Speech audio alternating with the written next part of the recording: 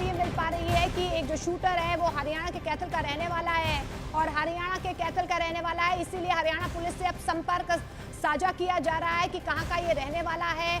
और इस बीच जानकारी ये भी मिल पा रही है कि उत्तर प्रदेश पुलिस धर्मराज कश्यप के बारे में जानकारियां जुटा रही है। तो बहुत बड़ी खबर, 2 आरोपियों की गिरफ्तारी हो चुकी है, लगातार जो है उनसे पूछताछ भी की जा रही है। दोनों आरोपियों की तरफ से ये कहा जा रहा है कि वो बिश्नोई गैंग से जुड़े हुए हैं। हालांकि अभी तफ्तीश का दायरा लगातार बढ़ता हुआ नजर आ रहा है, इन्वेस्टिगेशन इस पूरे मामले में हो रही है, लेकिन इस बीच जानकारी मिल पा रही है कि दोनों शूटर्स के बारे में और ज्यादा जानकारियां जुटाने की कोशिश कर रही है मुंबई पुलिस। और यही वजह है कि उत्तर प्रदेश पुलिस और हरियाणा पुलिस से जो है अब मुंबई पुलिस ने जानकारी मांगी है। पुलिस संपर्क कर रही है और क्या कुछ जानकारियां इन दोनों शूटर्स के बारे में पता चल सकती, यानी कि इनकी क्या क्या हिस्ट्री हो सकती है, इनकी क्राइम कुंडली क्या है, इसके बारे में ज्यादा जानकारी निकालने की कोशिश मुंबई पुलिस की तरफ से की जा रही है। क्योंकि जिस तरीके से बाबा सिद्दीकी की कल हत्या की गई थी, उसके बाद से लगातार कई एंगल्स पर पुलिस जो है इस पूरे मामले की जांच कर रही है।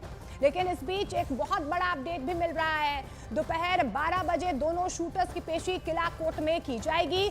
गिरफ्तार दोनों आरोपियों से मुंबई की क्राइम ब्रांच के वरिष्ठ अधिकारी लगातार पूछताछ कर रहे हैं। इस काम के लिए आरोपियों को पहले से रुपए दिए गए थे, कुछ दिन पहले ही उन्हें हथियारों की डिलीवरी भी मिली थी। तो किला कोर्ट में दोनों आरोपियों को 12 बजे कोर्ट में पेश किया जाएगा।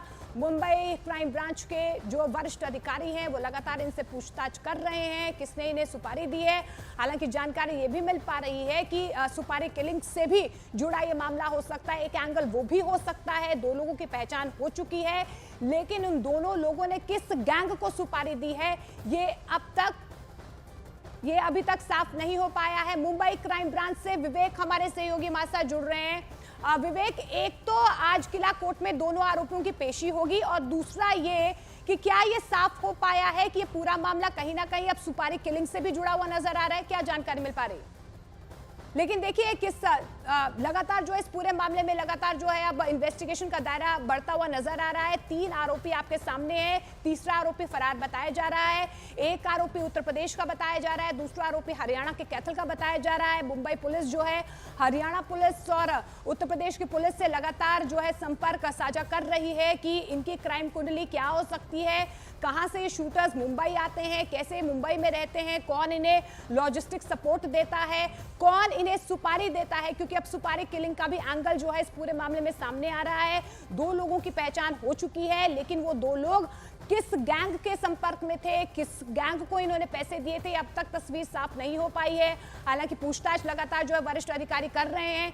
दोनों आरोपियों ने कबूला है कि लॉरेंस बिश्नोई गैंग से वो जुड़े हुए हैं। हालांकि देखिए इन्वेस्टिगेशन इस पूरे मामले में हो रही है, लेकिन मॉडस ऑपरेंडी की अगर हम बात करें तो कहीं ना कहीं मॉडस ऑपरेंडी उसी तरीके से सामने आ रही है जैसे सलमान खान के गैलेक्सी अपार्टमेंट के बाद फायरिंग हुई थी। मुंबई क्राइम ब्रांच से विवेक हमारे सहयोगी हमारे साथ जुड़ रहे हैं। विवेक, और क्या जानकारी मिल पा रही है? दोनों आरोपियों को किला कोर्ट में पेश किया जाएगा, लेकिन 2 जिनकी पहचान हो चुकी है, जिन्होंने सुपारी दी थी, क्या सुपारी किलिंग से भी इस पूरे मामले की जांच हो रही है अब उस एंगल से?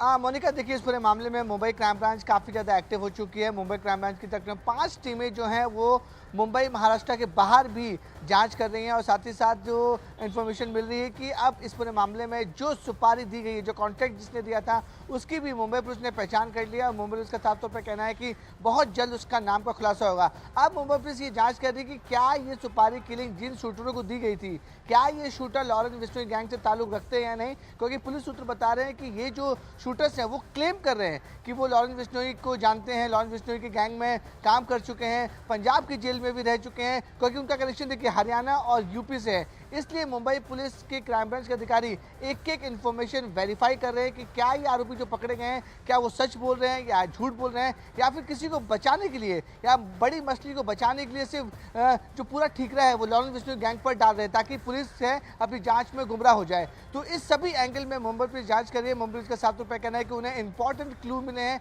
इंपॉर्टेंट सबूत मिले हैं। उन लोगों ने उस 2 लोगों की पहचान कर ली है जिन लोगों ने इन सभी शूटरों को कॉन्ट्रैक्ट दिया था बाबा सिद्दीकी को मारने के लिए। अब पुलिस सारे इन्फॉर्मेशन वेरीफाई कर रही है कि लॉरेंस बिश्नोई का जो नाम सामने आ रहा है, ये 2 आरोपी सही बात बोल रहे हैं या सिर्फ गुमराह करने की बात कर रहे हैं, या फिर जो मेन शूटर है, उन जो मेन कॉन्टेक्ट किलर उसको बचाने की बात कर रहे हैं। उसको लेकर मुंबई पुलिस हर एक इन्फॉर्मेशन वेरीफाई कर रही है। यही वजह है कि मुंबई क्राइम ब्रांच की team Delhi police, Haryana police, UP police और साथ ही साथ गुजरात पुलिस के संपर्क में भी है। वो वेरीफाई कर रही है कि जो आरोपी पकड़े गए हैं, जो वो बातें कह रहे हैं, उसमें कितनी सच्चाई है। मोनिका, बिल्कुल विवेक, क्या ये जानकारी मिल पा रही है कि लॉजिस्टिक किसने सपोर्ट दिया था? आनंद हमारे सहयोगी लगातार हमारे साथ बने हुए हैं। आनंद, और क्या जानकारी मिल पा रही है, क्योंकि जानकारी ये भी निकल कर आ रही है कि मुंबई पुलिस अब सीधे संपर्क में है हरियाणा पुलिस के और उत्तर प्रदेश पुलिस के। क्राइम बैकग्राउंड क्या हो सकता है इन दोनों आरोपियों का, वो खंगाला जा रहा है, वेरीफाई किया जा रहा है, और जानकारी क्या है? देखिए बिल्कुल मोनिका, अब केवल मुंबई पुलिस की क्राइम ब्रांच ही नहीं, कई राज्यों की पुलिस जो है बाबा सिद्दीकी हत्याकांड के मामले की इन्वेस्टिगेशन में जुट गई है, और जिसमें गुजरात की जो एटीएस है वो भी इस पूरे मामले में अपने स्तर पर जांच करी है, क्योंकि साबरमती जेल में लॉरेंस बिश्नोई बंद है और गुजरात की एटीएस ने ही उसे ड्रग्स के मामले में गिरफ्तार किया था। अब बात कर लेते हैं, जो कैथल का रहने वाला हरियाणा का एक शूटर है, जो हरियाणा के एसटीएफ है, जानकारी मिल रही है कि कुछ देर के बाद कैथल के उस घर पे पहुंचेगी जहां का कि ये रहने वाला है, जो जिसे गिरफ्तार किया गया है मुंबई पुलिस की क्राइम ब्रांच ने कल। इसके अलावा यूपी पुलिस भी लगातार जो यूपी का रहने वाला आरोपी है उसके बारे में जानकारी जुटा रही है मुंबई पुलिस की क्राइम ब्रांच से कि वो किस शहर का रहने वाला है और किस तरह से ये दोनों शूटर जो है अपने बाकी 2 साथियों के साथ मुंबई पहुंचते हैं, कैसे उन्हें रुकने का इंतजाम उनके लिए कराया जाता है। और जैसा कि विवेक बता रहे थे कि मुंबई पुलिस के लिए सबसे बड़ी चुनौती है कि इस पूरी कॉन्स्पिरेसी के पीछे जो मास्टरमाइंड हैं, जो इंडिया के अंदर मौजूद है, चाहे वो मुंबई में हो या मुंबई के बाहर हो, वो लोग कौन है, उन तक पहुंचना सबसे बड़ी अभी मुंबई पुलिस के लिए सबसे बड़ा टास्क है, क्योंकि उनकी गिरफ्तारी के बाद ये साफ हो पाएगा कि ये कॉन्ट्रैक्ट किलिंग आखिर इसके पीछे कौन लोग हैं। क्या वाकई में लॉरेंस बिश्नोई का गैंग है, या ये कोई निजी दुश्मनी है बाबा सिद्दीकी की किसी के साथ, या जो एक प्रोजेक्ट चल रहा था उसके रीडेवलपमेंट को लेके जो मामला था, क्या उसकी वो एक वजह है उनके हत्याकांड से पीछे, या कोई और वजह है। इन तमाम चीज़ों को लेके लगातार मुंबई पुलिस की इन्वेस्टिगेशन जारी है। और आज जिस तरह से जो शूटर है उनको कोर्ट में पेश किया जाएगा, तो वहाँ भी मुंबई पुलिस ग्राउंड बताएगी उनकी फर्दर जो रिमांड है वो लेने के लिए, कि उन्हें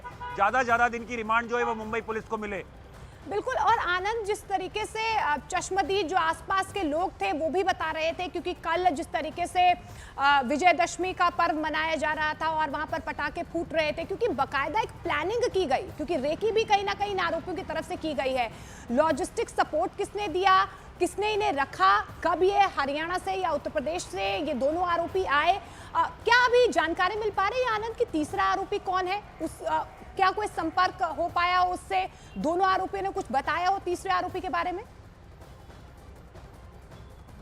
देखिए मोनिका, इसमें 2 चीजें हैं जो काफी महत्वपूर्ण हैं। एक तो जो शूटर्स है उन्होंने पूछताछ में क्या चीजें बताई हैं, जैसा कि पहले शूटर्स ने दावा किया कि वो लॉरेंस बिश्नोई से जुड़े हुए हैं। हालांकि मुंबई पुलिस की थ्योरी अब तक लॉरेंस बिश्नोई एंगल पर सामने नहीं आई है ऑफिशियल तौर पर, क्योंकि शूटर कितना सच बोल रहे हैं ये तस्दीक करना अभी मुंबई पुलिस के लिए काफ़ी बड़ी चुनौती है। और अगर आप बात करें लॉरेंस बिश्नोई के पैटर्न की, तो लॉरेंस बिश्नोई के गैंग में जिस तरह से जो रिक्रूटमेंट होती है उसमें बहुत हद तक ये संभावना नहीं होती है कि एक दूसरे को शूटर जो है आपस में जाने।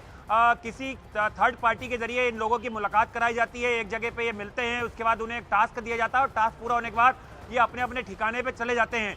तो ऐसे में देखना होगा कि जो 2 बाकी शूटर है जो फरार है, क्या वो चारों आपस में एक दूसरे को जानते थे, या वो केवल इसी हत्याकांड के लिए आपस में मिले एक जगह पर, या ये चारों लोग एक साथ रह रहे थे। तमाम चीज़ों को लेके मुंबई पुलिस की इन्वेस्टिगेशन लगातार जारी है और आसपास के जितने भी सीसीटीवी फुटेज है उन्हें खंगाला जा रहा है। इसके अलावा रेलवे स्टेशन या बस स्टैंड जो हैं वहाँ के सीसीटीवी फुटेज जो हैं वो भी एनालाइज किए जा रहे हैं कि उनकी किस तरह की मूवमेंट थी, और ये हत्याकांड को अंजाम देने के बाद जो बाकी शूटर थे वो किस तरह भागे हैं। बिल्कुल, और आनंद, जिस तरीके से आप पैटर्न की बात कर रहे हैं, कहीं ना कहीं यही पैटर्न जो है सलमान खान के जब उनके घर के बाहर जो है फायरिंग की गई थी, ऐसा ही पैटर्न कहीं ना कहीं अपनाया गया था।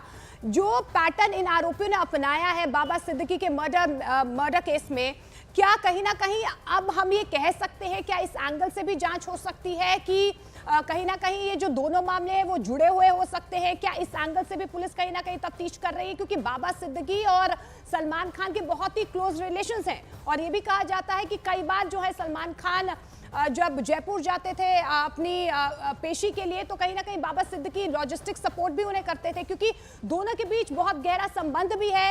ये एंगल तो निकल कर आ ही रहा है। अभी फिलहाल और किन किन एंगल से इन्वेस्टिगेशन आगे बढ़ रही है?